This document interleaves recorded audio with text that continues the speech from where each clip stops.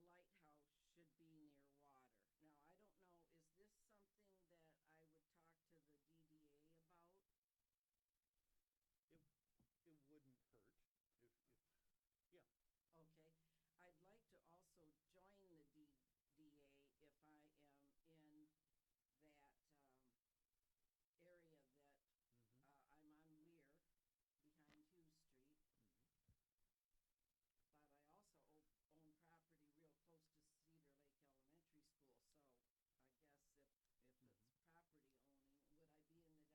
downtown district? I don't think so, but it's worth checking, and, but, Still be a citizen at large. they're, Oh,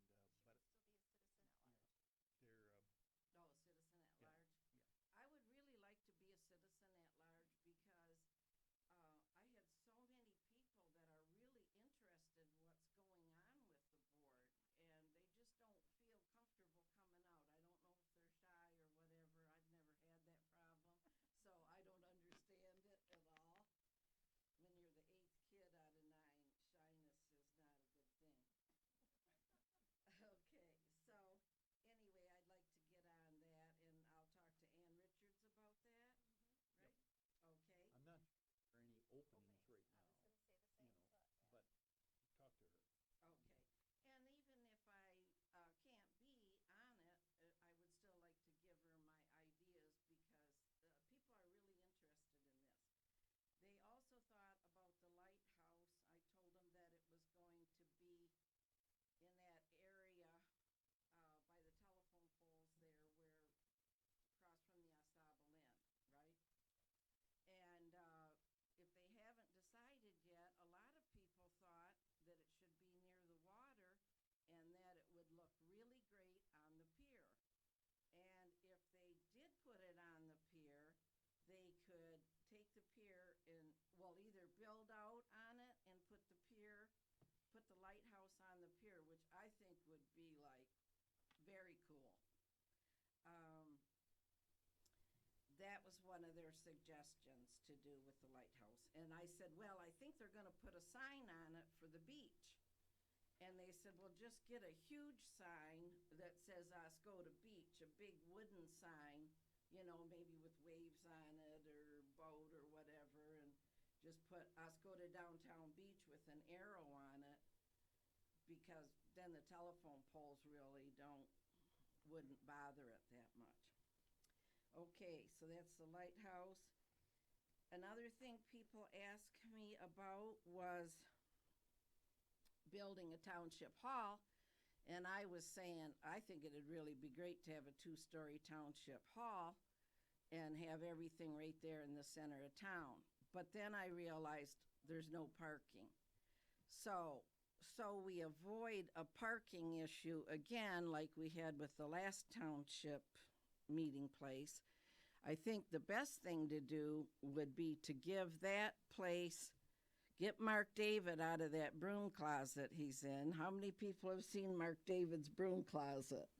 That's our chief of police, and it's terrible. Anyway,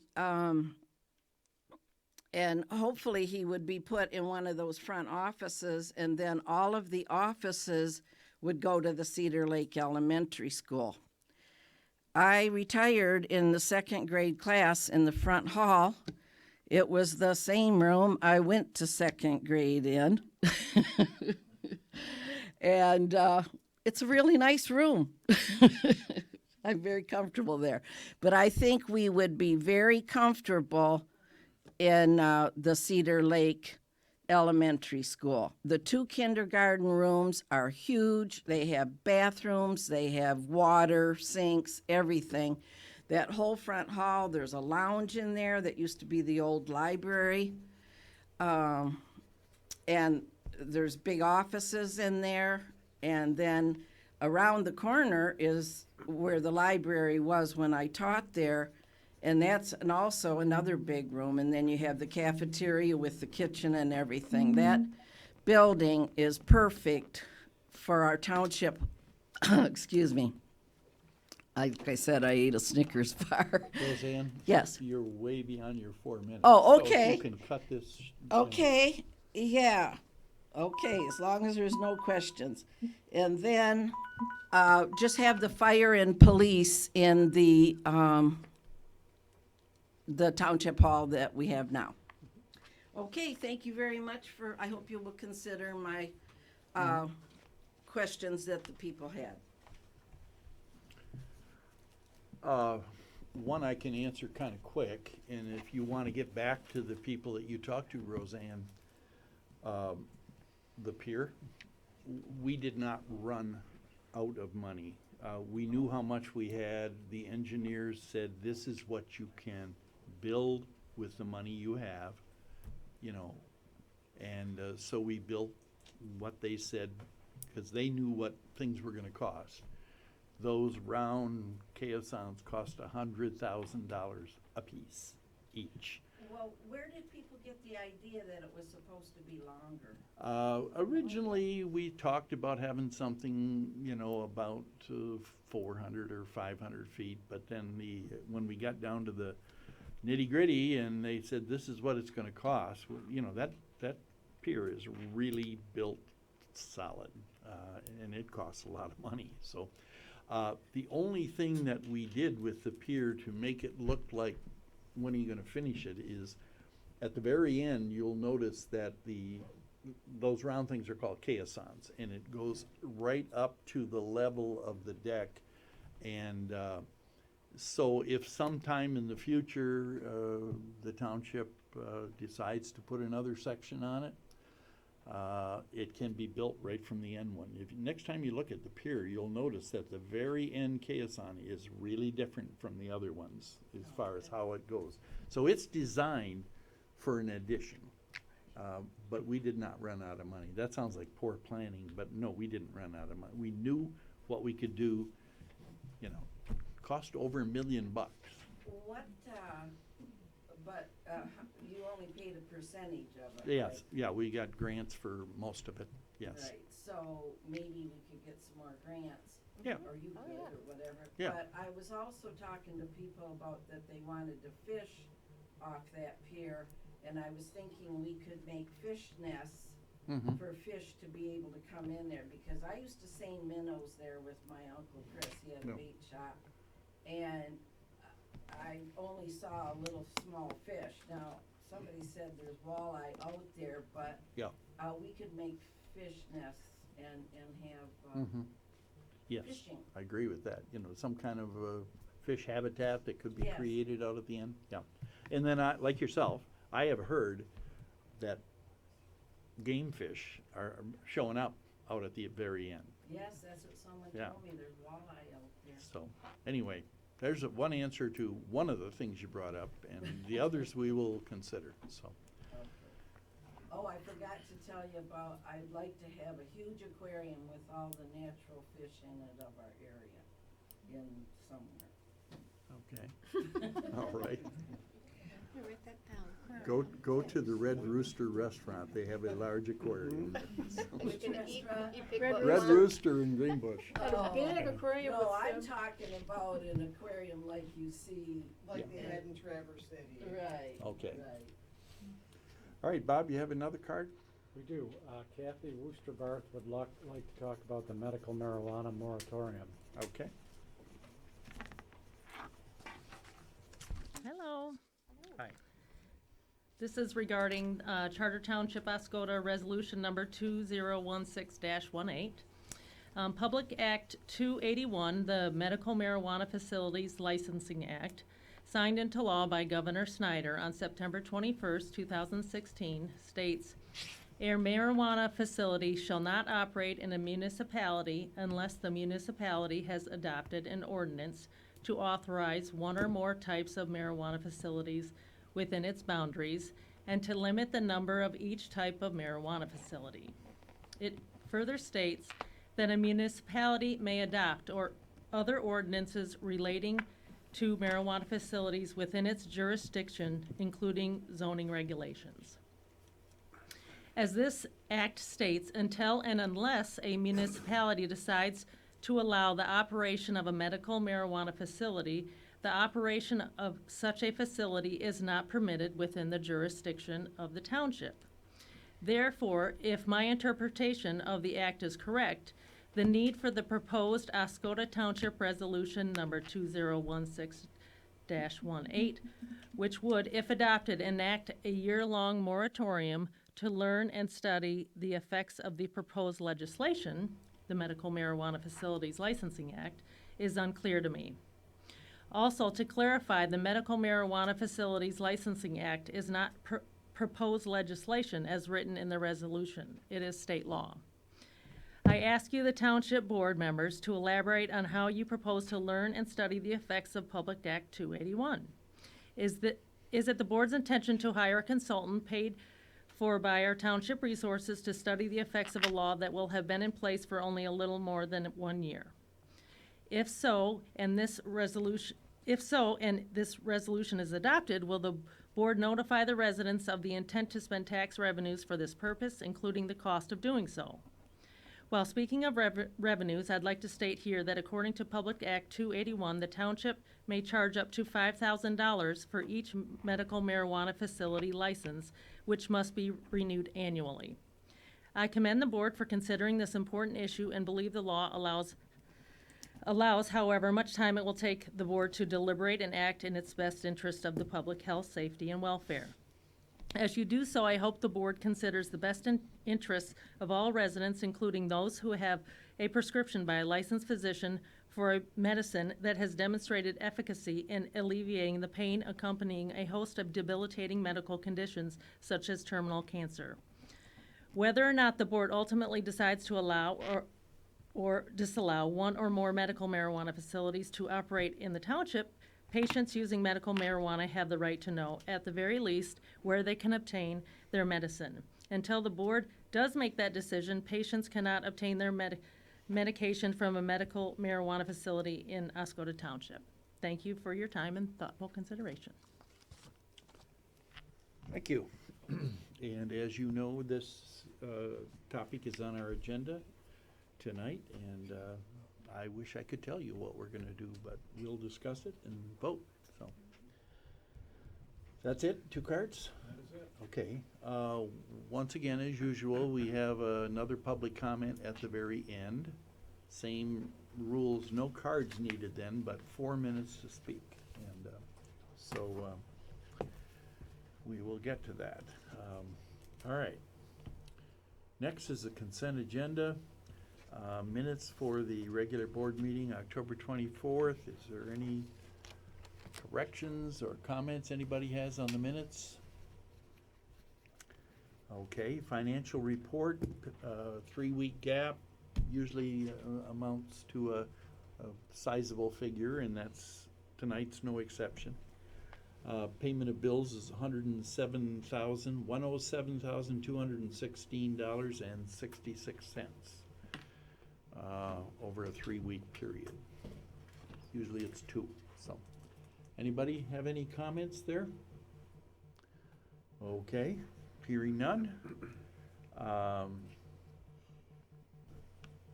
Then we also have some informational reports from Bob Stalker, Superintendent. Kind of a resume or a report on the refuse collection summary report. That was in August or September? I know I missed it. When was that? August. August, okay.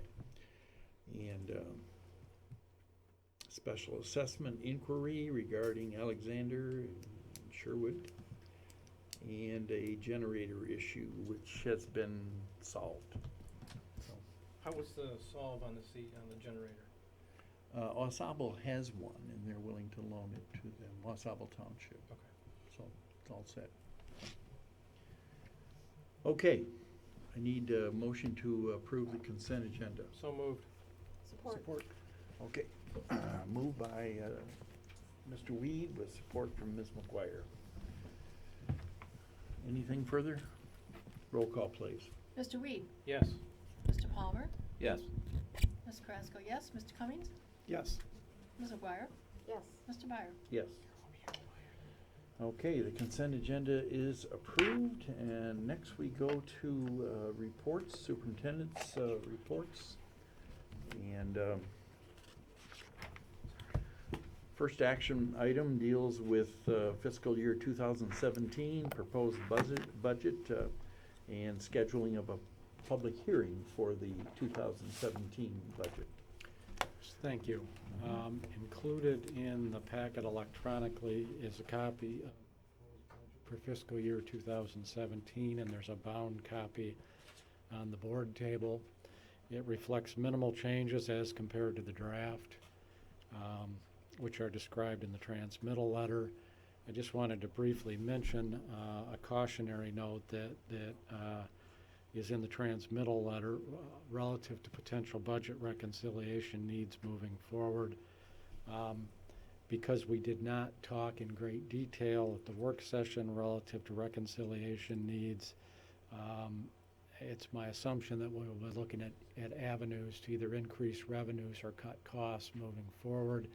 I know those discussions are underway, and I don't want to beat the proverbial hair off the horse here, but we do have an issue we are going to need to address, and I just wanted to point that out in the transmittal letter. Not a crisis, but we have some budgetary challenges, and everybody's aware of the millage committee, et cetera. So having said that, the budget adoption process requires scheduling a public hearing, and there is a meeting notice attached to my report that would call for the hearing being held at 7 p.m. on November 28th. I have actually, because of the timing involved, submitted that notice to our local newspaper, and it will be published Wednesday if the board approves it. Wanted to make you aware of that, given the publication requirements, but we're approaching year end, and we need to get a hearing on the docket.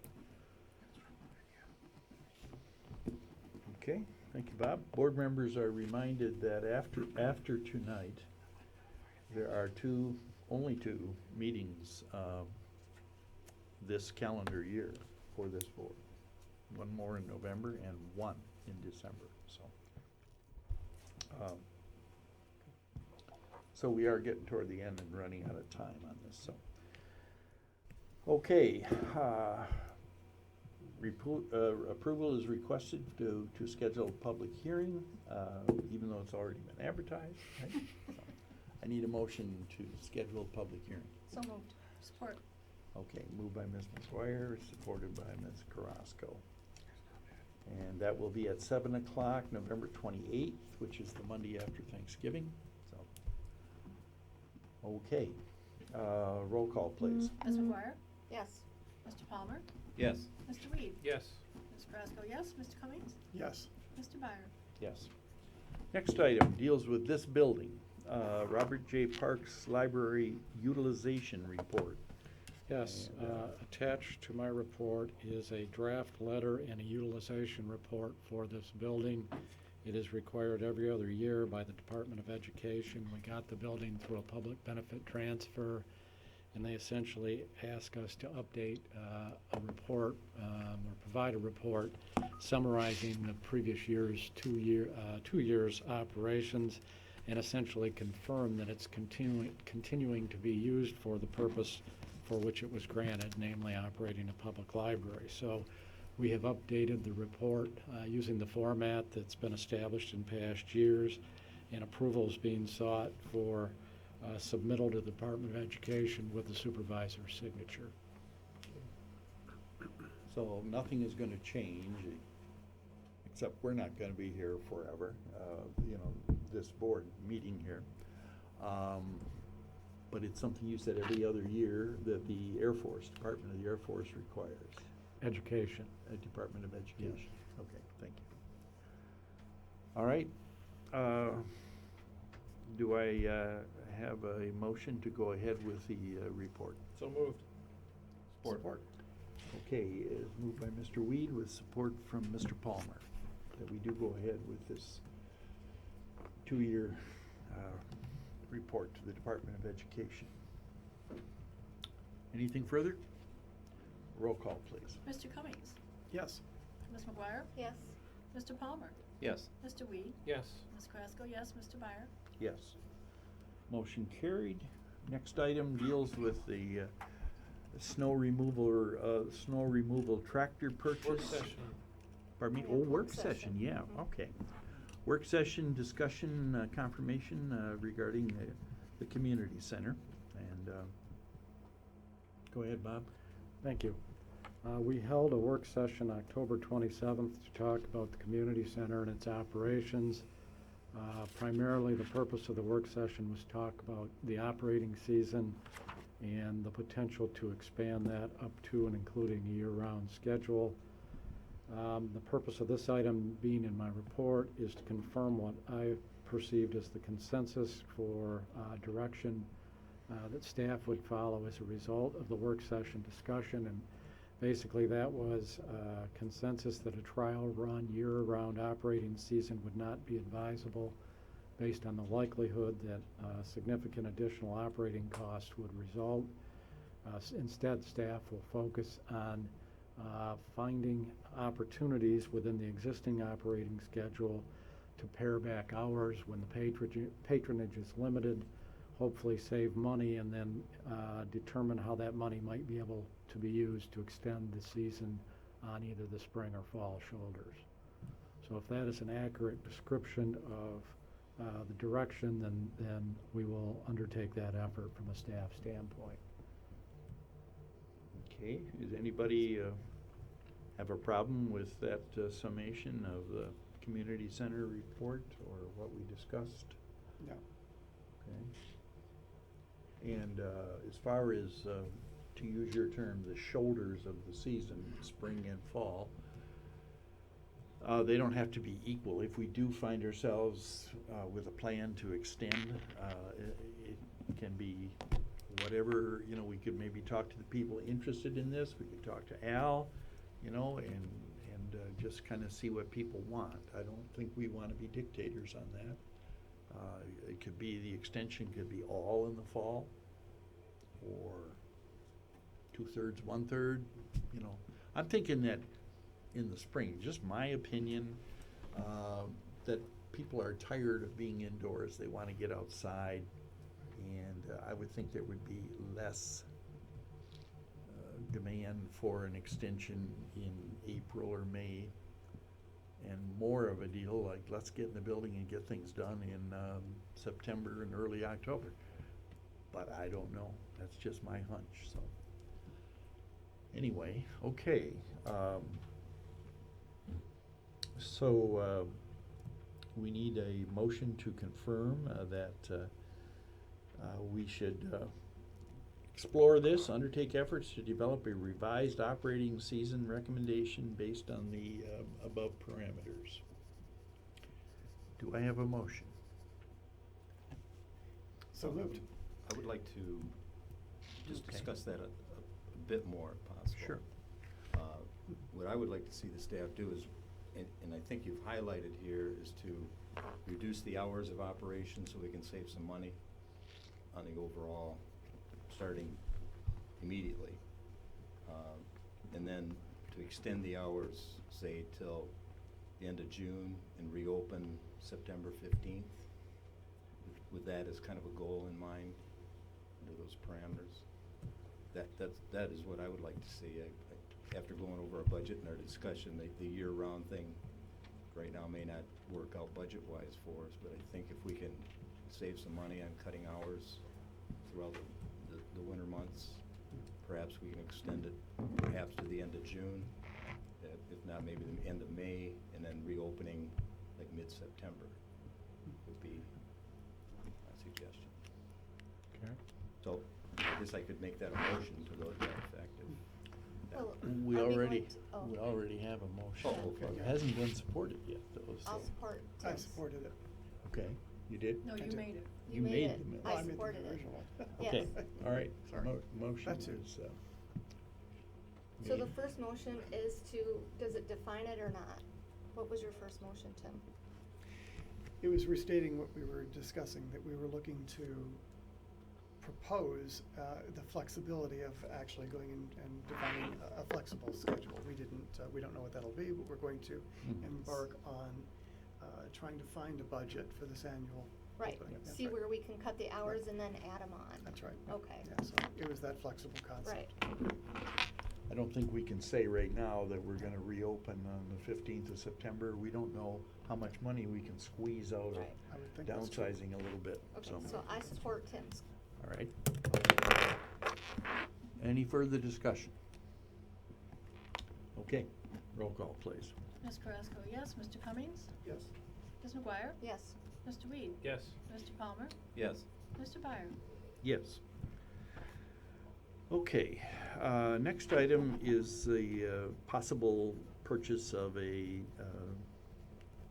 new, for us, snow removal tractor, Holder brand to be exact, and that's one we have now, but it's a little long in the tooth, right? It is. Yeah. Yes, in fact, the unit we have now was purchased on a used basis and had some issues. So in the capital improvement plan, we had included for 2016 a sum of $70,000 with the idea of potentially buying a used machine. Staff have been looking at options to find a good used machine, and there appear to be limited opportunities. This is specialized equipment, not that it's not out there, but we want to be sure that we get a piece of equipment that will service our needs for the long term. We also talked about new equipment and the potential benefit of purchasing new and having that guarantee as to hours and condition and all those things. And at the time, when exchange rates were somewhat different, the cost was significantly north of $100,000 is my recollection. The cost to purchase a new machine now, based on the quote we received actually today, would be $104,000, just over $104,000. So to give you some frame of reference there. But more recently, we've located a Holder C270 machine, which has been used for demonstrations in Illinois. And by that, I mean it hasn't been sold, it's been taken to shows, and basically had very, very limited use. It's like new. We have a quotation from the supplier, which is Russo's Power Equipment, of $84,936, which includes the snow blowing equipment that we would need, the blower and the plow. It also incorporates a trade-in of $14,300 for our older used machine. It's our recollection, without validating it, that the approximate purchase price of that machine many years ago was $23,000. So the quote significantly exceeds what we had budgeted, and again, we were looking at a used machine, but it's been suggested by staff that the additional value of getting a new machine justifies considering the purchase.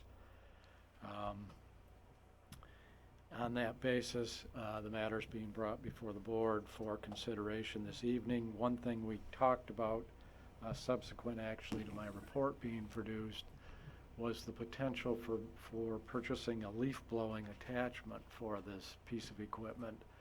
And if we were to do that, that would, I think, justify use of some funding from Old Orchard Park Capital Improvement Fund to share in the purchase. And the thought is that if we're going to bite the bullet, so to speak, and make a major investment, the more use we get out of the equipment, the better. But in any event, for purposes of comparison, if we were to buy a new John Deere comparable municipal tractor, that too would be about $105,000. So the equipment's right in that ballpark. So looking for feedback from the board as to whether this would be considered a reasonable way to proceed at this point. Great, do we have any discussion or opinions or? Bob, what's this piece of equipment specifically used for? It's used historically primarily for snow plowing of sidewalks in the downtown district. Just in the downtown district, or does that go down F41 all the way down to Burger King, or where does that go to? It goes there, and conditions permitting, it goes out to the entrance at Wurtsmith, although sometimes a regular pickup truck is used there depending on the volume of snow on the sidewalk. And I know we've had this discussion before, but has the DDA been approached to possibly chip in for part of this expense? There was mention of that some time ago, and I think they indicated they might consider it. They didn't make a firm commitment. If they could put in the part that we would be over budget on, which would be about $14,000, that would kind of keep us on budget. Mhm. If that were possible. I was just curious, you said that you consider putting a leaf back on that. Is it ever used could it be used in the summertime? Because I was looking at the specs on this, and it has like an air-conditioned cab and that sort of thing. I was just wondering if there Why could would be need that? any use in the It's a demo. summertime. There could be. We have not used one in the past in the summer because of the dust, We can but use that one. but certainly there could be. I believe you can buy sweep-in attachments and those kinds of things too. And I do like the idea of buying new equipment, or nearly new, as opposed to used. Trying to determine maintenance cost on used equipment is difficult. I agree. I know we bought that current holder used, and it's been quite a maintenance issue for the years that we've had it. But my concern is if a majority of its use is used in the DDA district, then I think the DDA should be paying for the service of the snow plowing, not necessarily for the equipment. But if they're gonna have the township perform snow removal, then there should be a contract between the DDA and the township, just like any other service agreement. I agree with our, budget issues that we're already having, just to, it's really not a function of the township. I see why we do it, it's a good thing, but since it is a function of the DDA, then I think they should contribute in some fashion. Yeah, especially since the township receives no tax money from the DDA. Correct. That means the general residents paying for the services of the downtown, while the downtown's not paying for that service. Right. Well, for clarification's sake, we receive some revenue, but it's limited to what the captured assessed value was. Well, in 1989, I believe the DDA was established, so whatever the values were then is the value we generate tax revenue from. Then the DDA captures the growth, and their budget is approximately, their revenue is approximately $60,000 a year. So, This is not my opinion, but just like Roseanne was talking about things that she heard from people she's talked to, there is a school of thought that businesses should maybe shovel their own sidewalks and save us $84,000, but that doesn't seem to work out. If you've got, one store that doesn't do their part, then you gotta, like a dam in a river here, people gotta wade through the snow and they're not happy. And for instance, if you're thinking about Dwight Street from US 23 toward Lake Huron, the right-hand side as you're going toward the beach is that little pocket park. Who's gonna shovel that? It's not a store, so you would have people walking out in the road to get to the office lounge and anything else. Beautification committee, maybe? Pardon me? The township beautification I committee? don't think so. They're kind of a lot of ladies that do hard work, but they're up in age. They're not gonna shovel snow. I don't know, some of those women are pretty tough ladies. Okay. All right. And we'll send those tough ladies to get those young men that work in those businesses to do it for them. Yeah. But anyway, well, a lot of thoughts about this, but Holder is the, premier manufacturer of such devices? they're the most, I believe, I don't have statistics, but when we went out and looked at various pieces of equipment at other municipalities before we bought the original one, they seem to be the prevalent brand that municipalities use for this type of work. Now, this is a dealer of Holder in Illinois that we're talking about here. Correct. Where are the Holders made? What's their? I believe they originate in Germany.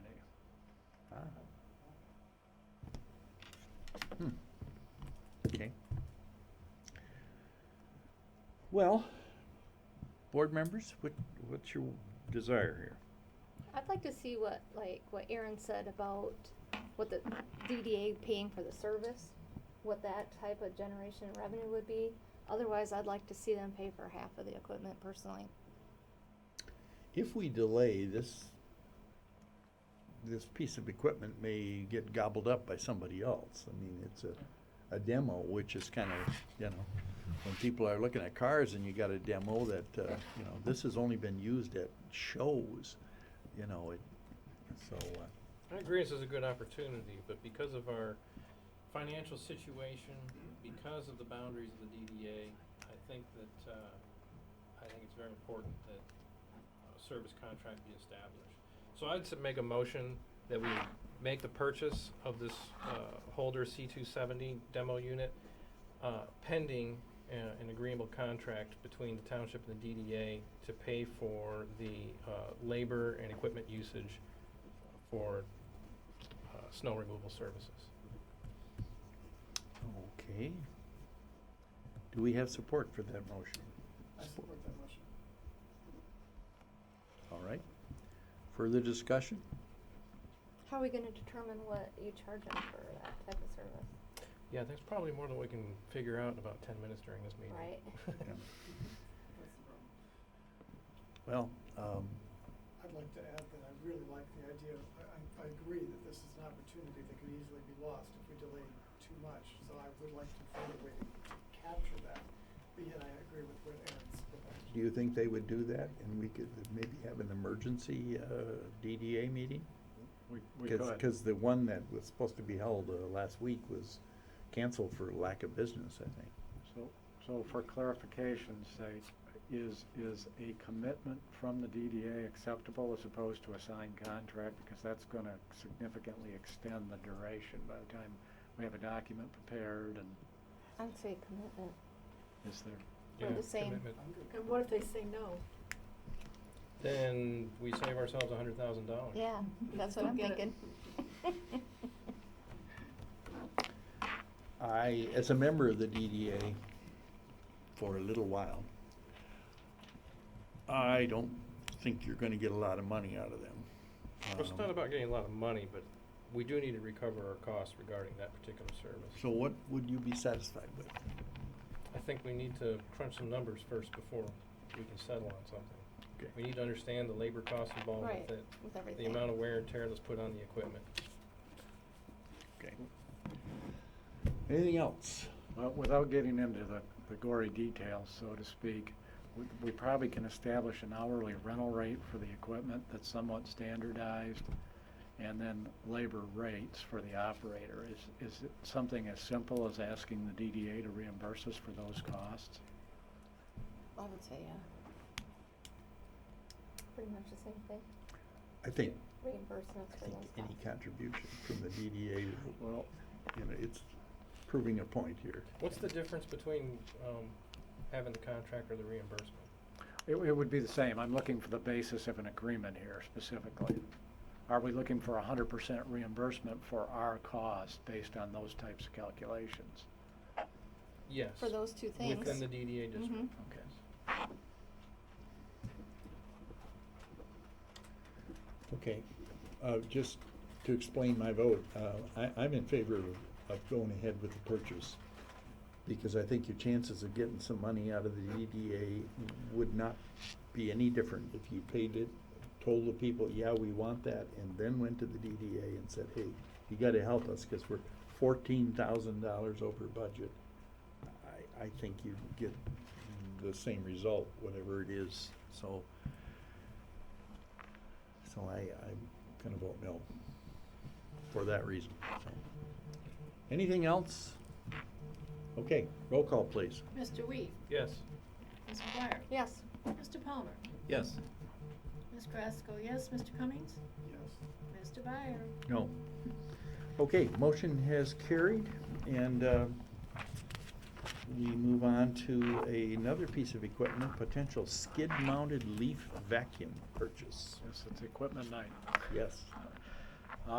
In our current capital improvement plan, we had anticipated the purchase of a trailer-mounted leaf vacuum to be shared between public improvement and the Old Orchard Park Fund capital improvement fund at a cost of $55,000. In addition, a sum of $10,000 was budgeted in the Old Orchard Park Capital Fund to replace the impeller on a leaf vacuum unit, which is mounted on a leaf collection and compacting truck. And pictures of that truck were included in the packet. It's a 1987 Ford cabover model that's got obviously a fair amount of use. The original feedback from staff indicated the trailer-mounted leaf vacuum would be the better option. However, upon further review and investigation, staff revisited that conclusion and have expressed a preference to do a more substantial repair on the leaf vector truck as opposed to purchasing the trailer-mounted unit. The truck is an extremely effective tool for leaf removal efforts, and the underlying premise is that the investment in it is merited moving forward to keep it operational, including chassis and other issues that might arise. And that assumption was reflected in the draft capital budget in the 2007 budget, although it would apply to the current fiscal year. Based on that premise, staff explored options to replace the leaf vacuum unit in the truck in its entirety. I had attached a quotation from Bell Equipment to my report with the pricing redacted on the board table, and I believe also emailed out was updated pricing information showing the numbers, if you will. And I note that the exhibit on the board table shows a Kubota gasoline engine as opposed to the John Deere diesel. That's why it is being provided for your information. It's a very similar piece of equipment, but powered by a different motor. The cost that was quoted by Bell Equipment is $30,010. We have a quote from a local vendor, Northern Truck, for a skid-mounted leaf vac, same unit I believe, at $32,750. Also, they would charge $2,500 to mount the new skid, regardless of where we would purchase it, and another $4,500 to do what we all would agree are necessary repairs to the leaf compartment in the truck. So we essentially are talking about replacing the entire vacuum unit and doing some repair on the tank to bring the truck up to speed. I note, and the numbers have changed a little bit since I wrote my report, but to do that would be approximately 50% of what we had originally budgeted in total between the trailer and the impeller. Further, I think it's important to note that if the truck were to fail in the future, I'm advised that we could take the skid mount off the truck and put it on a trailer and use it in that way. So it's not an all or nothing scenario with a truck, which frankly made me feel better about moving forward with this initiative. When I originally put my report together, I thought there was some urgency in terms of using the equipment this fall. I'm advised that that is not the case. We can wait till spring to get the equipment operational, but we have budgeted to spend the funds this year. So I'm seeking direction from the board on the potential purchase of the skid mount unit, potentially from the lowest cost provider, and then the mounting of it on the truck and repairs to the tank if we were going to head down that path. And I note that Mr. Apsidis is in attendance this evening. The Old Orchard Park operation is one of the primary beneficiaries of this piece of equipment. Do you have any thoughts? Any input? Gotta go to the podium. Good guy's making you go to the podium.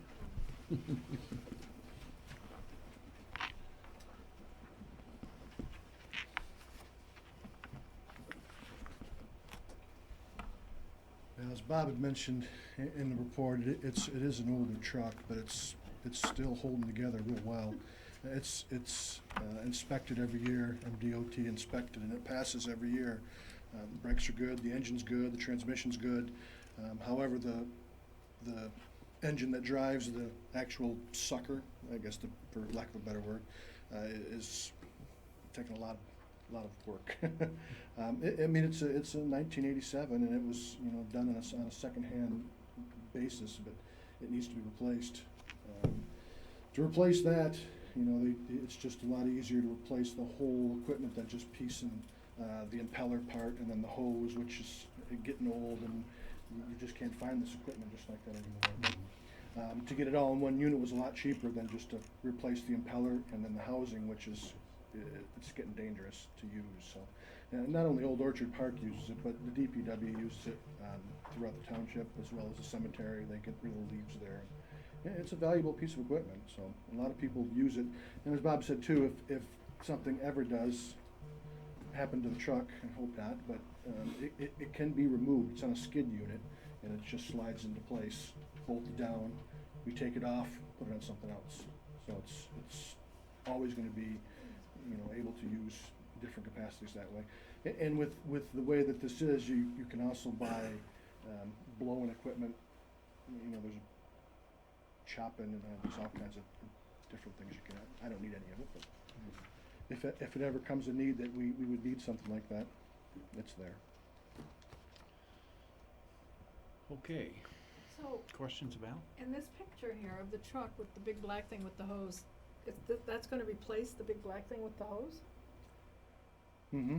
So this whole thing's gonna come off from this thing here, just gonna sit on this, So I'm just gonna guess and say yes. The whole Oh, front it's- part of the, can you see?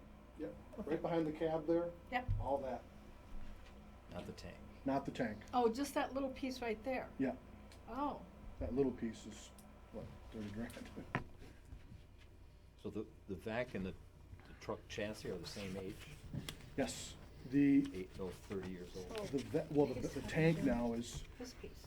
because of the wet leaves that get in, it's starting to rust in the bottom, so they Right. gotta fix that. But Yep. the good thing with this unit is that you can do a lot of area and it packs it, and it packs it, and packs it, so you can do a lot of area.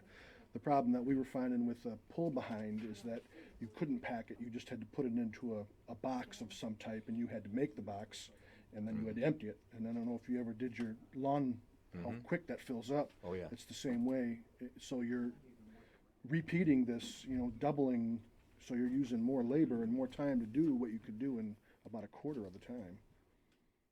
And this piece of equipment be utilized at Old Orchard Park and the cemetery possibly? Is that the two areas that would only be used in? Frankly, I'm not sure if they use it in the cemetery or not, but Old Orchard Park and the parks, yes. Could we ever consider outsourcing the leaves thing like we did with grass cutting? Or nobody really does that cleanup type thing? I'm gonna defer to Al with Old Orchard Park. I think the logistics of trying to have somebody do that at Old Orchard Park could be problematic, though. It'd be great, though. Please, yes. I vote yes. I don't know if too many people jumping at the bit to get, I mean, there's thousands of trees, and Right. I think we've created our own monster the way we've done it over the years. We do such a good job, and if anybody's ever camped out there, the leaves are completely removed. That's probably your biggest complaint in the spring is we need the leaves moved. And the cemetery does use it. They haven't used it in a year because of the age of the equipment. It's getting kind of dangerous. We're not using it anymore right now, so. Anything else, Val? Thank you, sir. Okay, any further discussion? Do we have a motion one way or the other? What do you think the total cost of all this? It's gonna be 30,000, about $37,000. Including the repairs to the tank. You said we already have this budgeted this year? We do. We had 55,000 budgeted just for the leaf collection trailer with the vacuum. So we've been thinking about this for a while. It sounds like it's just coming up again as a purchase. It is. Again, we had planned on the trailer, and then the idea came up of just replacing the skid mount unit instead. I know my impression is it's important to get the leaves out of the park. I can remember under a previous administration, before Al was here, that there were piles of leaves left in the spring. And the campers came in and they started building fires, and you had windy days and you had a bunch of leaves sitting there, 30, 40 feet from somebody's campfire. It was not an ideal situation. So having the best equipment to get it all done is important. I make a motion, we purchase the OBD SKB 700 skid mount leaf vac system. Okay. Is that written on your hand someplace? Wrote it down. Just kidding. Do we have a second for that? Yeah, he did. You gotta say it though. I said it. He did. No, you gotta say what he said. Okay, we have a motion and support. 700 skid mounted leaf. All right. Roll call, please. Mr. Weed, Yes. Ms. McGuire, Yes. Mr. Palmer, Yes. Mr. Cummings, Yes. Ms. Krasko, yes, Mr. Byer. Yes. Okay. Motion carried. For clarification then, does that include the authorization to have it mounted in the truck and do the repairs to the tank, presuming yes? Yes. Yes, That's- okay, That's the extra $7,000 you mentioned, Right. yeah. right. We're hoping you do that for free. Yeah, now we're gonna buy it and just let it sit. Wish we only knew how. Okay, next item is an informational item. Takes no vote from us, but it is just information, as I implied. Compensation plan implementation policy. Yes, at a recent meeting, there was discussion about the need to develop some policies and definitive parameters to provide guidance for applying pay rates when employees are hired newly or promoted or transferred. So based upon that guidance, I asked our labor attorney to put together some guidelines which are attached. And I am basically subjecting them to the board's scrutiny for input and direction as to whether they meet your intent, and if not, what additional modifications might be necessary. I note that one of the things I had suggested to the labor attorney is that we need to maintain some flexibility in the process so that we don't unreasonably hinder our efforts to successfully recruit new employees. But that is a balancing act. So looking for feedback on what you folks think of this as a starting point for that discussion. Okay. Well, Go ahead. I would like to see, in number one, I would like to see some limits put on that so that it's not just an arbitrary number. I would like to see language put in the first one where the increase over the base rate would not exceed 10%. So that we have, it's not just all over the board when we're hiring someone. And that would give flexibility up to about 3 levels, I believe, 3 or 4 levels. I agree with that. I think there should be some sort of set standard. Otherwise, the first sentence pretty much puts it right back to where we're at prior to making this policy.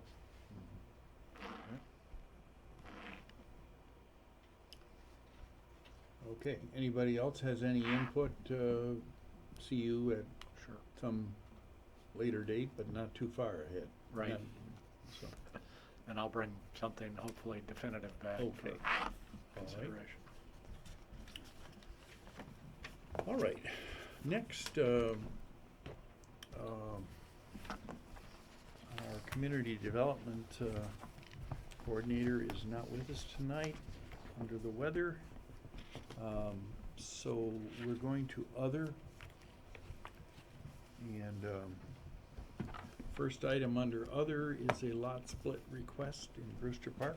Yes, we have a property owner, essentially 2 neighbors, the owners of lots 81 and 82, who wish to enter into an agreement such that Lot 81 would be expanded when the property is sold off, as demonstrated in the drawing.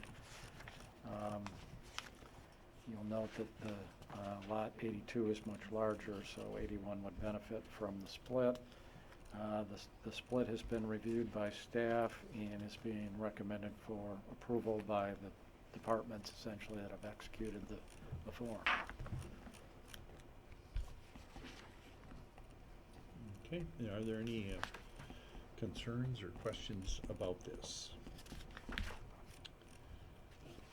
Lots of diagrams that seem to be helpful. Okay, Nancy's okay with it, the neighbors are okay with it. I see Jamie's name on this, right? Yeah. All right. Need a motion. I'll make a motion, we accept the lot split as presented. Okay, Support. supported by Mr. Palmer. Roll call, please. Mr. Palmer? Yes. Ms. McGuire? Yes. Mr. Cummings? Yes. Ms. Krasko, yes. Mr. Weed? Yes. Mr. Byer? Yes. Okay, next item under other is settlement agreement with the deputy clerk. Yes, we have recently talked about a pay concern involving the deputy clerk, and the board approved making a payment subject to execution of a settlement agreement.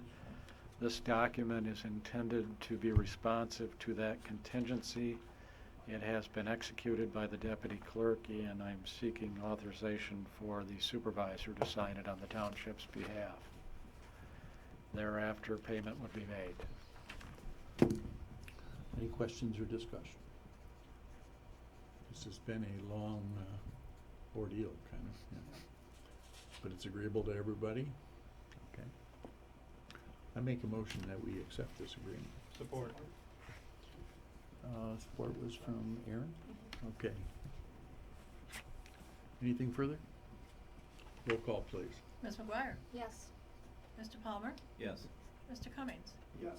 Ms. Krasko, yes. Mr. Weed? Yes. Mr. Byer? Yes. Third item, selection of a deputy treasurer to replace Mr. Nordine, who is moving on to the clerk's office as of last Tuesday. Jamie, you want to handle this, or Bob? Sure. Go ahead. First, let me say congratulations to John Nordine, my current deputy treasurer, on winning the new clerk's position. I want to thank him for his time and dedication to the treasurer's office and to the township. I've had the daunting task to try to replace him in a very short amount of time. However, fate has pretty much stepped in, and Jane Hackborn has shown interest in the position in the treasurer's office. I have submitted her resume. Sorry it wasn't included in the board packet. I couldn't get out till Friday. I hope everybody had a chance to look at it. I included a little bit of a memo with it, just showing her job experience. Basically, she can walk in and start working. I mean, she has all the qualifications for every job that we do in the treasurer's office. I've worked with Jane for the last 9 years, back and forth at the county with the tax program, and she is like an expert. Seriously, between her and I, we've been able to figure everything out as far as that goes. She does the bank recs, has done the general ledger, has worked with pretty much every aspect of something I'm looking for. So it's really been a blessing. So I am looking for the board's approval to start her at step 4 for 6 months, and then after 6 months, the trial period, we'll move her up to step 5 after that. Just so everybody is aware, she is taking a pay cut from where she is coming from. However, that has been discussed. Okay. And Jane is in attendance here Jane tonight. is here in attendance tonight. Okay. Do Which we- one is Jane? Jane is sitting right next to back John. here, yeah. Okay. Can we ask you questions, Jane? Yes. In the resume, Can you go to the podium?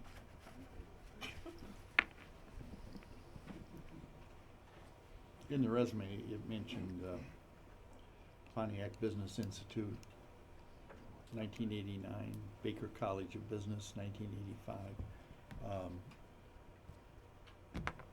Sometimes it doesn't matter, whatever, but do you have a college degree from either one of these? No, I have a diploma from Pontiac Business Institute. Okay, okay. All right, now that we have her up there, anybody have any questions? Anything? Currently employed, or Yes. you were still employed Yes, at the county level? yes. Senior tax specialist. Pardon me? Senior tax specialist. In the treasurer's office.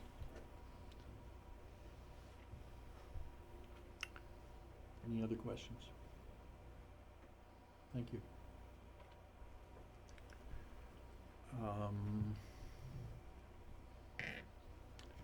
I just,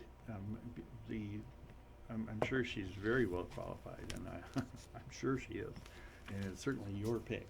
And, you know, people should know that the clerk gets to pick their deputy, and the treasurer gets to pick his or her deputy. And we don't have any say-so in that, and I don't think one is needed here as far as the qualifications, but I guess I'm just, if I'm wrong in this, when you hired Mr. Nordine, Mhm. he was fresh out of college Correct. with no experience. Right. And you put him on, you recommended on level 2. Right. Okay. All right, now here we have kind of the opposite. We have a certificate, but not really a college degree, and a lot of experience.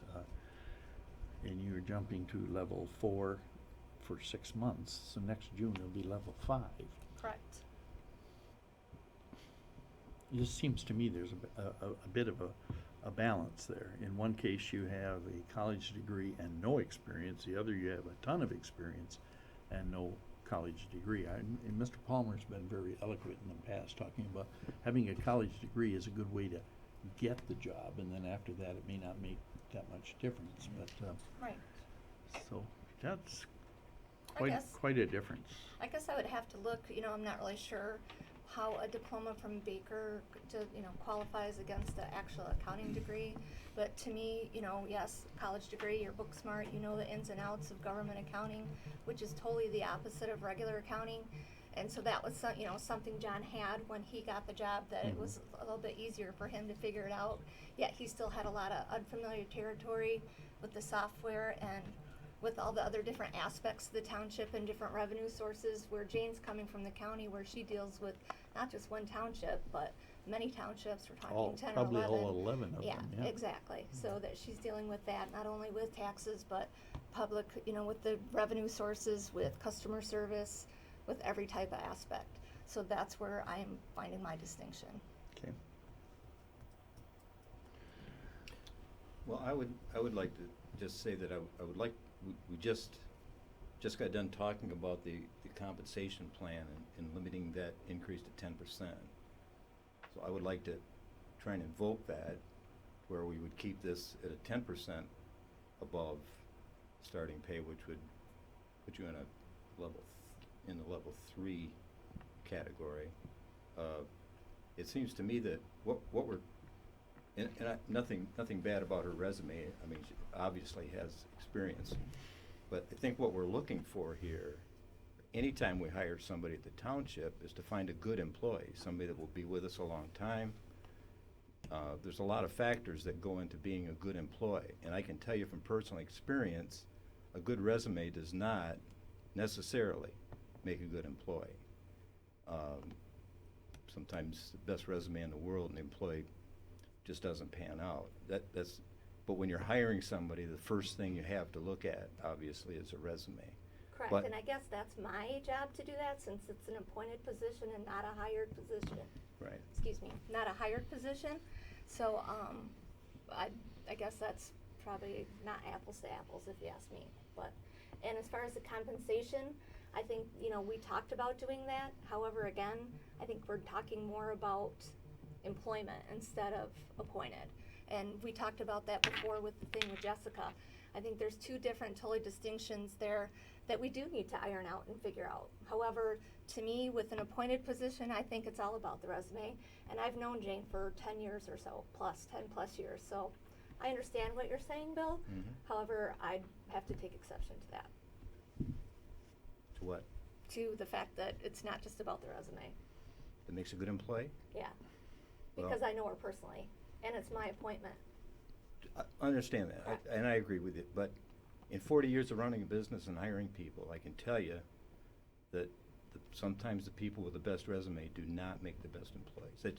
That's just, Well, that's in the fine, world but of- that's my choice, because it's my appointment. I understand that. Okay. But in terms of this compensation plan that we're discussing. We and haven't ironed that all out yet, though. We're just discussing that. And I feel John's at the level 5 now, and I think with Jane's experience, it's comparable, and she should start there.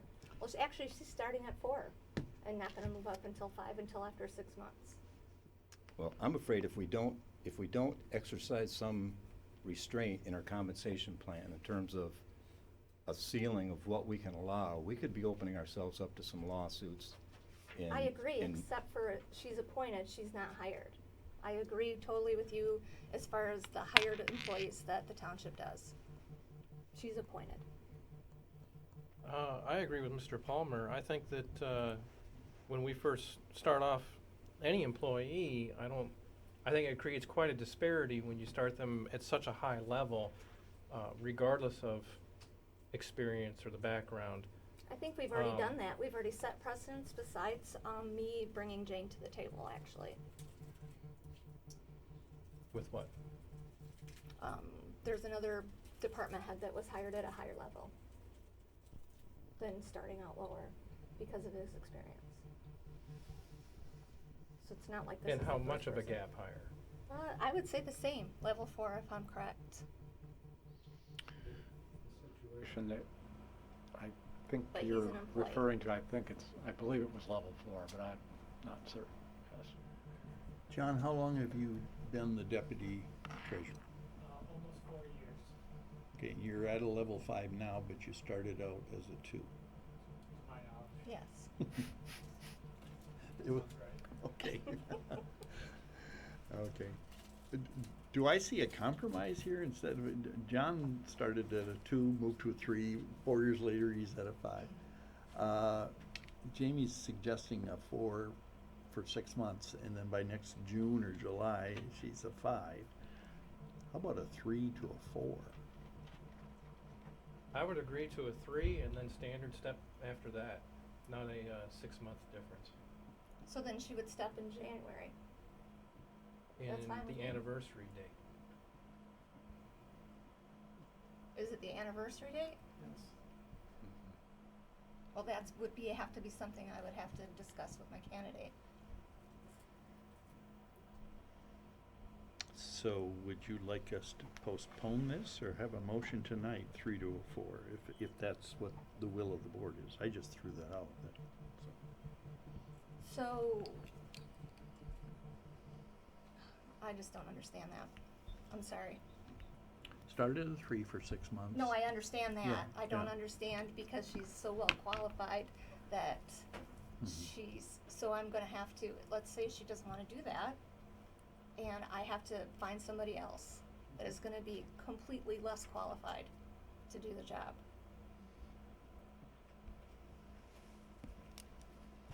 For 40 cents. You're 40 cents an hour? Or what do Actually, you I don't do? even think it's 40 cents, to be honest.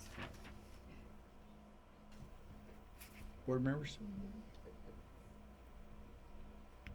Well, at 10%, it should be at 1487,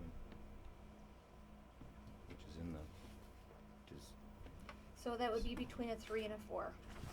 yes.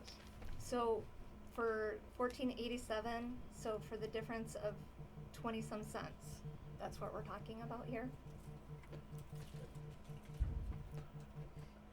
I guess I would interject here that I would just suggest exercising some caution and deviating from the pay plan, because in terms of those steps, certainly that's at the board's prerogative, but if we're going to do that, again, maybe some guidelines and conditions would be appropriate because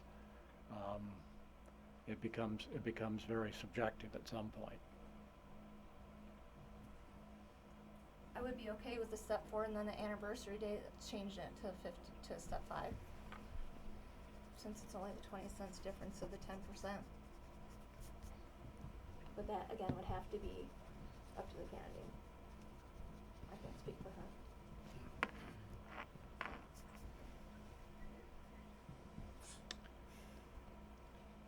Do we have a motion? I don't know if I can make one. I think you can. Okay, I'll make a motion then that, we start Jane at year 4, and she moves to year 5 on the anniversary date as the regular schedule determines. Okay. Do we have support for that?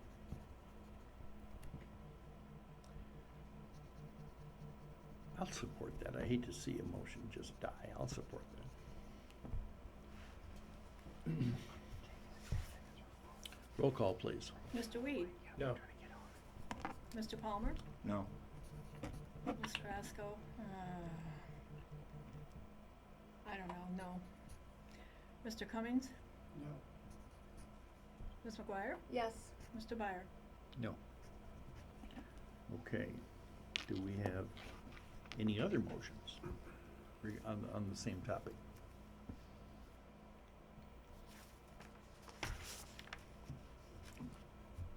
How about my motion? I'll make a motion that we start Jane at 3, and we'll go back to the original schedule. She moves to a 4 in 6 months. Any support for that? I'll support that. Okay.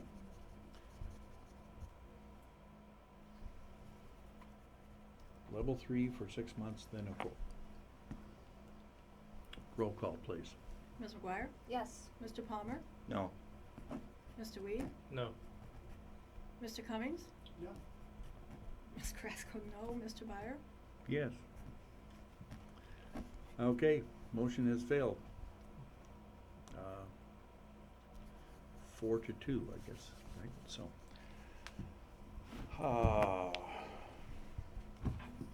What do we do? You're gonna need a Well, the deputy leader. superintendent's asked that we don't deviate from the plan, so I'm really not sure what that means for the majority of the board. Well, I would make a motion that she start at step 3, and then at the anniversary date, have her normal increase. Support. I'm And sorry, are what you was basing that? that on? So you're saying John's qualifications when he started at level 2 and Jane's qualifications is only warrants 1 step? Well, a college degree is part of a person's qualifications, I'd say. Well, Not- I not just understand that. Not just experience. you know, so. Well, then, okay, well, that's not what we discussed like 2 or 3 meetings ago, so, Okay. with somebody else.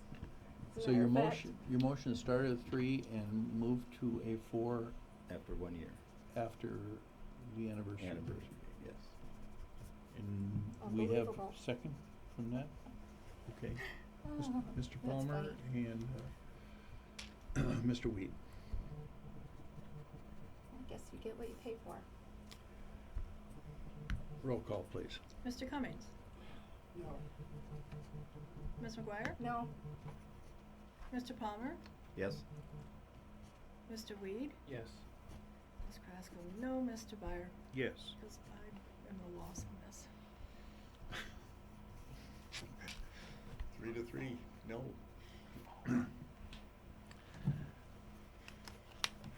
Well, we've tried 3 different formulas here, so I think we've exhausted that. Bob, what should we do? Well, I mean, it depends on the basis of the objections, frankly. If the perception with the folks who are opposed is that it's still too high, and essentially, I guess based on what? I just really don't get a clear answer. yeah. Where is the comfort level then, is really what it amounts to. so that some kind of an offer can be made, and the candidate can either accept or reject it. Well, Jamie has compromised a little bit. She's, dropped down to a 3. And you were okay 4 on the anniversary, right? Correct. Well, if the candidate is okay with that. I mean, I can say that all I want, but. Yeah, I understand.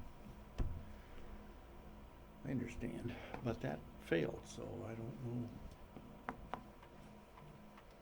Anybody else got any formula that we haven't tried yet? Then I think we should move on. We've tried everything. No one has another formula, so. Okay, just a reminder. Seat's gonna be empty as of Friday. Okay. Okay. All right. Resolutions and ordinances.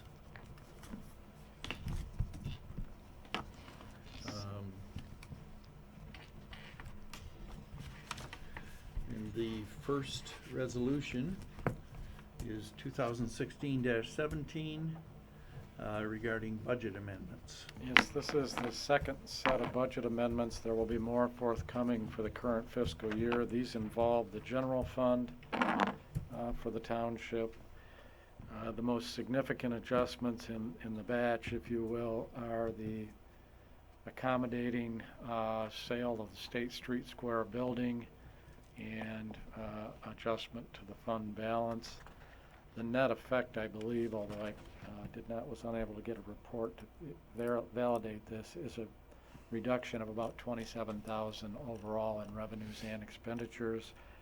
And what I can do is, if these are approved, provide the board with a copy of the result once the budget amendments have been implemented. Okay. But there will be more forthcoming, and basically what we're trying to do with this process is reconcile the actual year-to-date experience with, from a budget standpoint, with what we had thought about a year ago when we adopted the budget. I make a motion to go forward with resolution 2016-17. Okay, do we have support? Support. All right. Mr. Weed, Mr. Palmer. Roll call, please. Ms. Krasko, yes. Mr. Cummings? Yes. Ms. McGuire? Yes. Mr. Weed? Yes. Mr. Palmer? Yes. Mr. Byer? Yes. Okay, we go to the next item in medical marijuana. And this is 2016-18. Robert? Yes, this resolution, if adopted, would establish a moratorium for a one-year period, effective from the date of the resolution, from authorizing any location, approval for any location for a facility or dispensary of medical marijuana within the township boundaries. The resolution was prepared based upon initially upon the pending state legislation, and our earlier speaker is correct in that the legislation has in fact passed. The underlying premise is that although a license cannot be issued until December of 2017, there still can be requests for land use approval, zoning approval, those kinds of things. And basically this would represent a statement on behalf of the township that we do not wish to consider those things until we've had a chance to evaluate. We certainly don't need to establish a moratorium. If we do not, I would suggest that it could result in an increased sense of urgency to develop a policy position regarding this issue, which is very complex. With the new legislation, there are a lot of unknown questions or unknown answers, and without a doubt, to some extent, the law of unintended consequences will have some effect here moving forward as various communities try to deal with this issue. So this was thought to be a reasonable response, but again, there's no absolute necessity to do it. We in fact have a request pending. Whether it's still a live request, I don't know at this point, but we did get an inquiry several weeks ago regarding a dispensary in the community. So we're not just talking about speculation and what ifs here. So if we vote for a moratorium to look at the law is new, passed in late September of this year, is that right? Actually, more currently than that, yeah. I More think currently than that? Yes. Okay, but we're really not, I mean, there is kind of a built-in moratorium anyway, right? You said no facilities can be established until December of 17. Well, there's a moratorium, there's a built-in moratorium, and that's probably an accurate phraseology, on licensing under the Licensing, state law. okay. But applications can come flying in. In terms of land use and Yeah. so forth. And there's some concern about how is all this going to play out, and do we want to be on the front end of trying to respond to these things? So is this, to give us time to research it more? Is that basically what it is then? And to develop a policy position as to whether we do or do not believe allowing them is a good thing in the community, and if so, under what conditions, as allowed by the law. I agree with having a moratorium for 1 year, so it gives us time to develop an ordinance that will be effective. I would hope that we don't need to implement one past that 1 year, though. I think 1 year is adequate to get our ordinance set up to allow this sort of thing with the appropriate standards in place. Now, if we put a moratorium in place, does it have to last for a year from the date of signing? It doesn't. We could consider a shorter one and then extend it. Because my understanding of the law is when December of 2017, when they start issuing licenses, a township that does not have an ordinance, no license will be granted.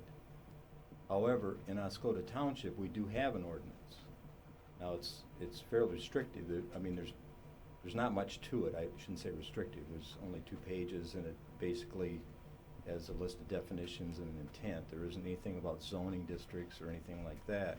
We discussed it a little bit at the Planning Level Commission, and that was when we wanted to send it off to the lawyer to be looked at. Our thought was, if it's the township's wish to have these things in our township, then we should move forward with our ordinance and figure out our zoning where we want to have these facilities. There are 5 different types of licenses under the Public Act 281 that can be doled out. And as Kathy said, there's up to a $5,000 fee that we can assess each year, plus the state will be assessing a 3% tax, which we would be able to recoup a 25% on that money based on the area that we have. But my thought is that I think we need to have our attorney start looking at our ordinance and begin writing something that will address the needs that we want to have. And I don't know that should take a year to do. Maybe he wants to get some feeling on how the courts operate in the next few months to see what comes out of the courts on this issue. But I would hate to have us hold off for a year before we do anything, and then the licensing process starts, and would be about a year, and then we'd be scrambling to readdress our ordinance, because under the law, we do have an ordinance, so licenses would be issued. So we would need to get on that. But I would rather have some time where he can look at it and draft the proper ordinance, but have it in place before the December deadline in December of 2017. We could still do that with Aaron's 1-year deal. I mean, you could finish it up and be satisfied in June, right? And Yeah. If the attorney and the planning board come up with good ordinance for it, then it would be great if we could rescind it earlier. Well, we have a motion that we go for a moratorium for a year. Is that Mr. Weed? That's Mr. Weed, and I will support that, because I don't think there is Let support. me of this. officially say, Yeah. I make a motion, we go forward with resolution number 2016-18. Okay, fine. So our ordinance now doesn't say that they can have it in the W3 district? No. That is something that we discussed. Correct. That ordinance was written in response to 2008 when the Right. the legalization was made, I believe.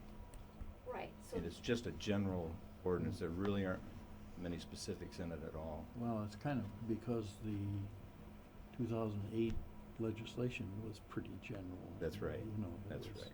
And it was still in It was conflict. not done by the legislature, it was done by a state committee. And it's still in conflict with federal law. are we sure though a moratorium is legal? Well, I guess that there are so many unknowns relative to this legislation and this issue that I think it would probably be something that you'd want to ask the attorney. There are shades of gray with all these things, but a lot of communities are doing it and have concluded it's a reasonable response to the current circumstances, I In guess. other so words, I'd we're respond. not alone in this We are moratorium not. business, Right. okay. We are not. That doesn't make them right. You're right. Okay. We have a motion for a year moratorium. It has been supported. Roll call, please. Mr. Weed? Yes. Ms. McGuire? No? Mr. Palmer? Yes. Ms. Carrasco, yes. Mr. Cummings? Yes. Mr. Byer? Yes. Motion is carried. Okay. Next, we go to zoning ordinance amendments, section 7.4, 7.41, 7.42. So these were presented 2 meetings ago, I believe, and they're being revisited this evening for potential adoption. In the case of the amendments to 7.4, 0.41, and 0.42, the intent is to provide clarifying language as to the permitting process. The changes are highlighted in yellow. Section 4.2 is intended to provide clarification as to how non-conforming properties will be addressed in the forestry district, and that's at the very end of that particular verbiage.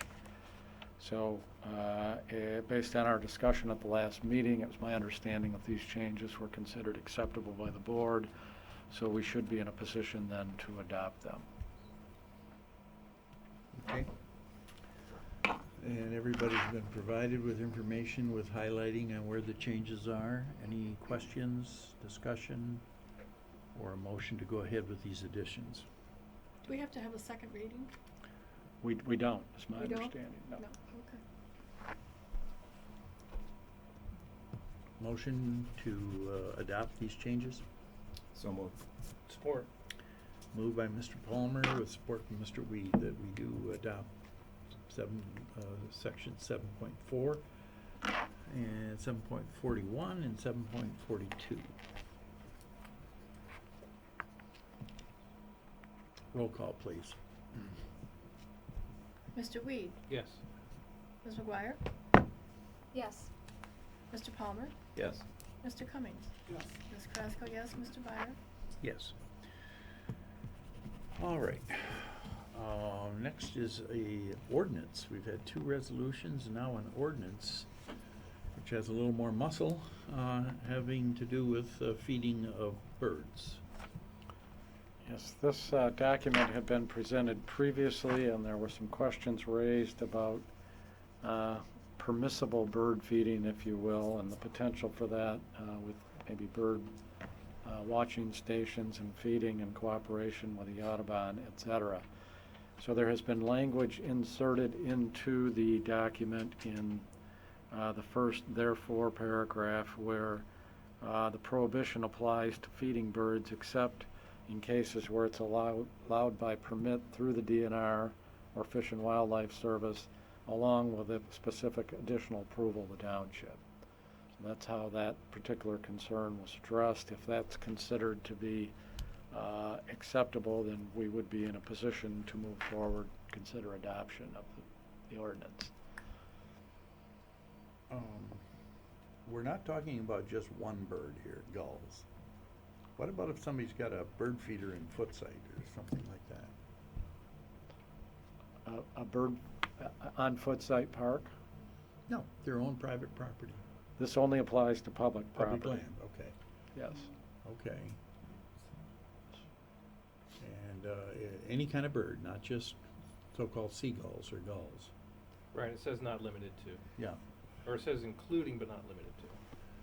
But am I right, the area that we're concerned about is the Oscoda Beach Park? That was the nexus of the whole discussion to begin with, yes. Okay.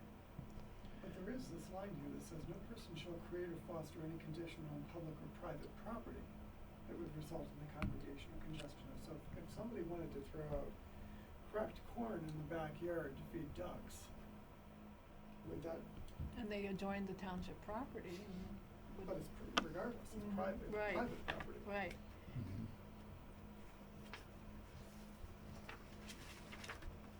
Yes.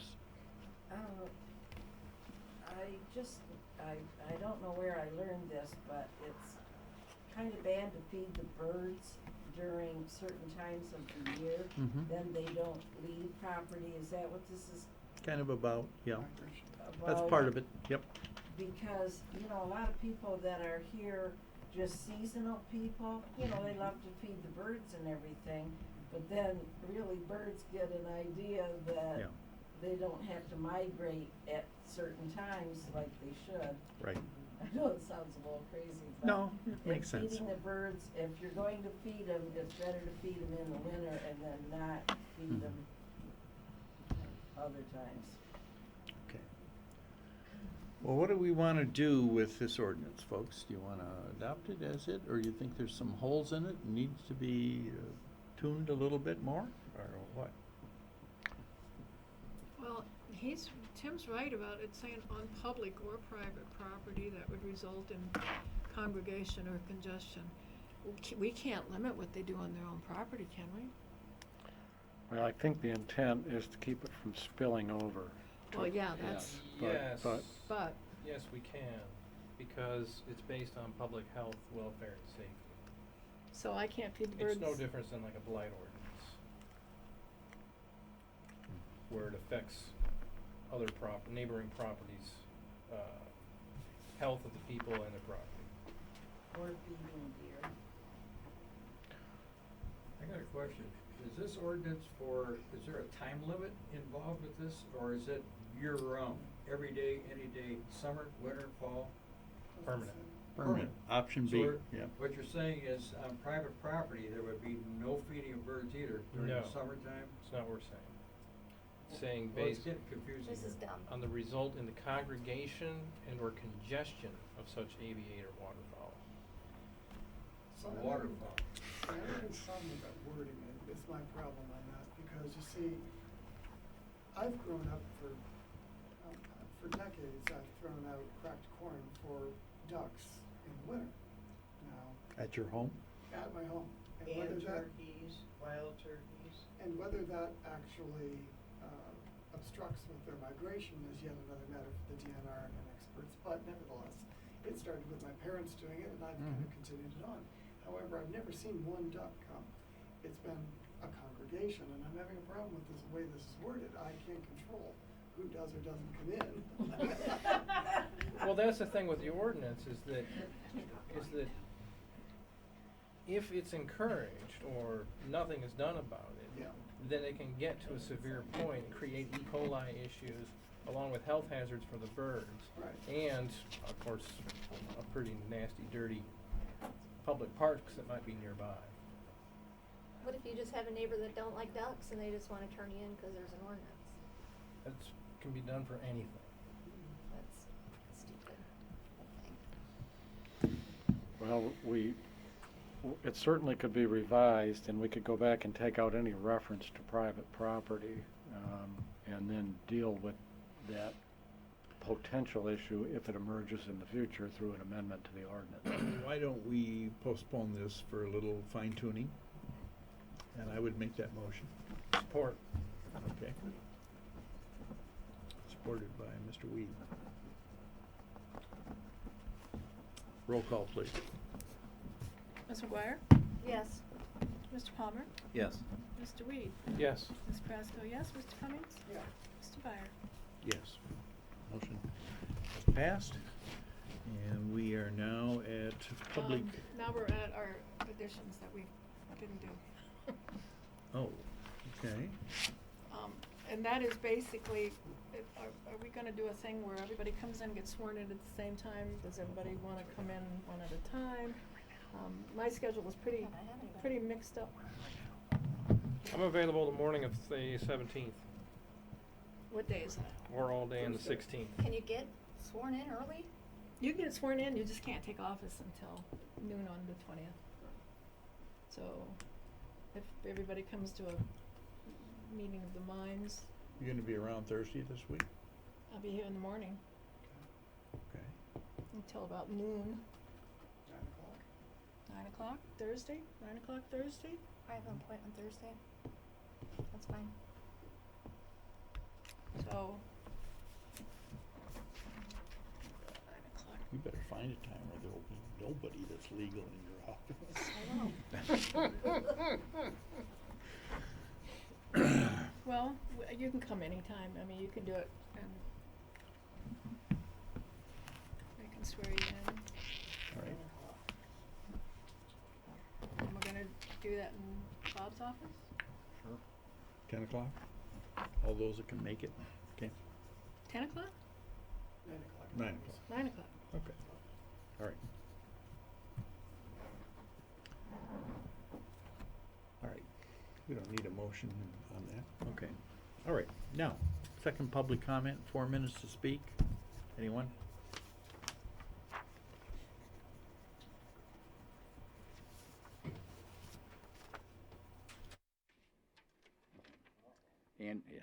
Andy Laporte, Oscoda Area Pickleball and Recreation Association President. I just had a couple questions, and I know that you have a closed meeting after, so hope it's been a long night. Was it discussed the possibility of having a committee, now that the motion's been carried, to pursue a revised operating season for the OCC, and to implement some things that could help, not just with expenditures that could help with the extended season, but also all the ideas that could help save money? And is this a good time to address that, now that this motion is carried, to pursue it? Well, I think I made a general reference that more than just this board would decide, you know, if we extend in the spring and the fall, or just in the fall, whatever, we would certainly talk to people that are interested, and that would include your organization. Well, and that's... But I didn't talk about a formal committee. No, but I'm assuming that something, that now that this would be implemented soon, and looking at, you know, operating hours, which obviously Al, his input is invaluable, but others and some of the ideas that we talked about, the sooner we get started on this, wouldn't it be better for cost savings and trying to make this thing work? I mean, Yeah. it isn't something that we just want. I mean, Yeah, we you don't want wanna it. go, you don't wanna go into cost savings in March, it's too late. Right. So Yeah. I guess along with that, is that something that we can talk about at the next meeting, or? I mean, we obviously can get it. That would, next put- meeting would be my purview, and yes, we will talk about it the next meeting. Or work sessions, is that something that, well, I guess that could be decided. Mhm. Okay. We'll talk about either one, a committee or a work session, but as Aaron said, he's the guy sitting in the middle seat Okay. next meeting, so, Thanks. okay. Anybody else? Anybody else? Oh, yes. I'm very confused about the bird thing. What kind of birds are you guys talking about not being able to feed? People not being able to feed? Is it Waterfowl. just waterfowl? Geese, ducks, gulls, Okay. pigeons, swans, but not limited to any kind of aviator fowl. So, So it's not household bird feeders like, then? yeah, I don't think it'd Okay. be cardinals and That's wrens all I and wanted to things know, like thank that. you. Okay. Anyone else? This is a duck store. just have to tell this. 4 minutes. Okay, I'll make it fast. When I was little, I got a duck for Easter. And I named him Ducky Duddle, and I fed him all the time. And then when fall came, I had this big duck. And I took him and put him in the bayou behind my house. And because he was messed up from being fed like that, he froze in the bayou. And I could hear, this was like months later. He must have been swimming around that whole time. So anyway, I went and investigated, and these little girls had the duck on Hall Island. And we had to make sure that it was fenced in. So I just wanted to tell you that duck story. Okay. Just to end this on a light note. Okay. Anyone else? Okay, board comments? Anybody? Me. Yes. I want to really thank Curtis Hall and Ann Richards for helping on Election Day. They did an outstanding job of traffic control, allowing a certain amount of people in so that our polls didn't get overwhelmed. The day went absolutely perfect in my opinion. We had no major issues whatsoever, and I think those two people were the key to the whole thing. And I just want to thank all the voters that came out, because we had a ton of them, and I think, my opinion again, everything went really smooth. We had no issues at the end of the night. We didn't have to go in front of the Board of Commissioners, yay! It all turned out really well. So, and I would like to say thank you to everyone. I'm retiring, and thank you for showing up at the meetings and your comments, and it's been a pleasure.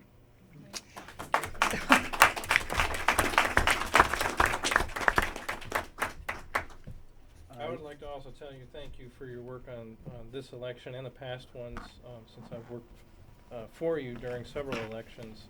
With me. And With being me. able to pull off this last election error-free like that is fantastic work. Thank you. Thank you. I didn't do it alone. I did it with everybody that was part of it. Yes, everybody was part of it too. yeah, They did great yeah. work. And even the voters were wonderful. There was hardly any grumbling. They were patient. They were kind. It was amazing. Just amazing. They should all be this good. Well, I just wanted to say that I'm gonna form a protest about your leaving. Good luck with Just so you that. Gonna march up and down the streets, Yeah. so, you know. Yeah, Okay. with your sign. What's going on? Me. Yes. I just want to say to the board tonight, after a couple weeks ago, what you guys did tonight with my deputy treasurer pretty much flies in the face of what you did 3 weeks ago, based on the fact that you moved Jessica up to a pay grade which is the same as John's, with 6 years experience in the township hall, but not even in the same department. And so Jane has the exact department experience, but you weren't able to step her up to step 4, which would have been 1 step higher where you had them at. So nobody asked me any questions Friday when the board packet came out, or over the weekend. So I find that a little insulting to my candidate, and I hope that we can take a look at this and review it and maybe come back to the table. Okay. I think you can, you know. Anyone else? Timer. I would like to just jump in here a little bit, real short. Just say this is my last meeting after 8 years as supervisor. And I've enjoyed working with all members of the board. Some, like Tim and Bill, just a few months. Others 4 years, like Aaron, 8 years, like this old lady next to me here. And Jamie and I came in the same year 14 and a half years ago. I haven't been supervisor that long, and working with Bob has been a pleasure, so thank you, all of you. So, Thank you. all right, I need a motion to go into closed session. So moved. Support. Okay, move, we go into closed session. Ms. McGuire with support from Mr. Weed, I believe. Roll call, please. Ms. McGuire? Yes. Mr. Palmer? Yes. Mr. Cummings? Yes. Ms. Carrasco, yes. Mr. Weed? Yes. Mr. Byer? Yes. Okay, we are in closed session. Thank you, everyone, for